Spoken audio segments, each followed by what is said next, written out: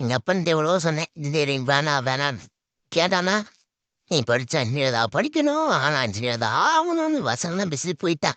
Engineering படித்தேன் எவனை கேட்டானா வேலை இல்லை வேலை இல்லைன்றான். என்னத்த பண்ண போகிறோமோ உன் தெரிஞ்ச ஒருத்தர் இருக்கான் அவன்கிட்ட கேட்டு வேலை இல்லை ஏதாவது கிடைக்குமான்னு தெரிஞ்சுக்கோ. ஏன்பா ஜெயிலோ எனக்கு வேலை கிடைக்குமா கிடைக்காதா, நம்பலாமா நம்பக்கூடாதா? உனக்கு வேலை கிடைக்குமா கிடைக்காதான்னு நான் சொல்கிறேன். முதல்ல உன் கிளாஸில் எத்தனை பேர்? 63. அதில் எத்தனை பேர் பிளேஸ்மெண்ட்டில் செலக்ட் ஆகுறான்? அதிகபட்சம் 10. அப்போ உன் கிளாஸ்லேயே வேலை இல்லாதவன் எத்தனை பேர்? 53. அப்போ உனக்கு மொத்தம் எத்தனை செக்ஷன் இருக்குது? 4. உன் காலேஜில் மொத்தம் எத்தனை டிபார்ட்மெண்ட் இருக்குது? ஐயோ உன் காலேஜ் மாதிரி தமிழ்நாட்டில் எத்தனை காலேஜ் இருக்குது? அது வேறயா?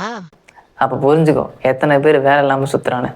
அந்த 10 பேர் எப்படி செலக்ட் ஆகிறான்னு என்னைக்காவது ஒரு நாளாக யோசிச்சிருக்கியா?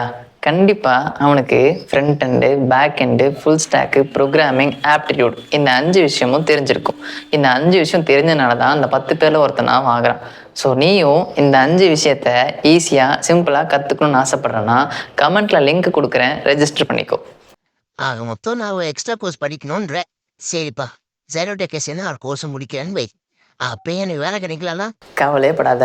அப்படி அந்த 10 பேரில் ஒருத்தனா நீ செலக்டே ஆகலனாலும் உனக்கு தெரிஞ்ச நாலேஜ் வச்சு கண்டிப்பாக நல்ல பேக்கேஜுக்கு நீ வெளியே செலக்ட் ஆகலாம். Right okay. அப்போ நீ கொடுத்த லிங்க்ல போய் ஏதாவது ஒரு கோர்ஸ் ரெஜிஸ்டர் பண்ணுறேன்.